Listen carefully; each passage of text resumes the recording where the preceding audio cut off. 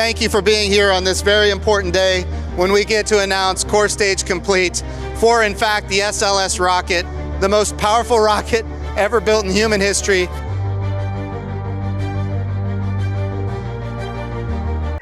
When did you find out we were planning to send people to the moon in 2024?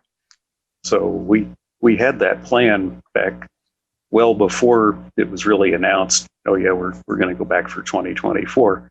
I did not know that.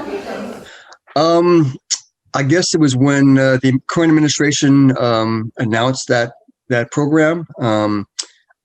So almost immediately after it was announced, get humans back on the moon from just the kind of the human aspect of just showing the ability to do it.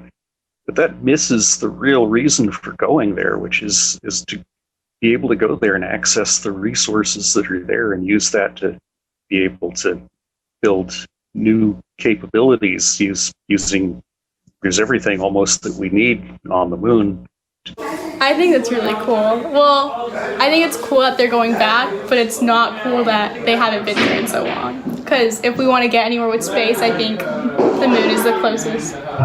Making space available for large numbers of people and making it so many people can participate in a space mission. And then so we have this kit we call the Moon Kit that people can get and provide a saliva sample, and then we extract their DNA and add it to this time capsule on the moon.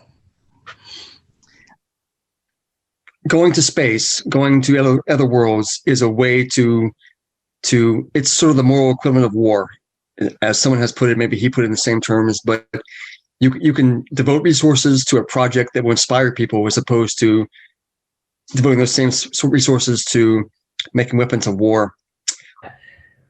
Apollo was never about sustainable space exploration for long periods of time. It was very much you are going to be there for maybe 3 days, and after that you're going to die.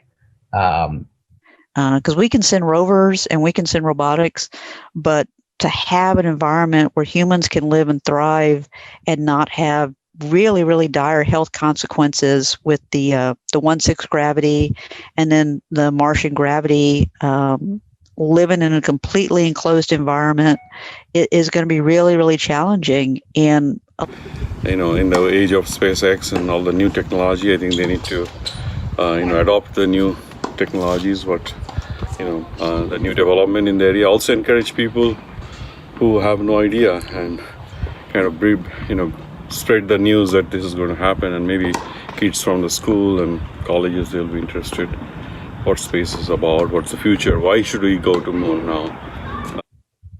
Well, that's definitely one of the risks, and that's one of the things that we looked at in the study was the integrated risks, all the different kinds of risks that you get from doing a project like this, economically, from an investor standpoint, from the technical risk, safety risk. Try to balance all of those risks in a way that makes the whole program most likely to succeed. Why not? No, I think that's too far away, and if they aren't sending people and it's been 50 years, I don't think it's feasible for someone to go there and start, because they need a hospital or at least a safe place. I do not think it's possible for the next 50, 60 years.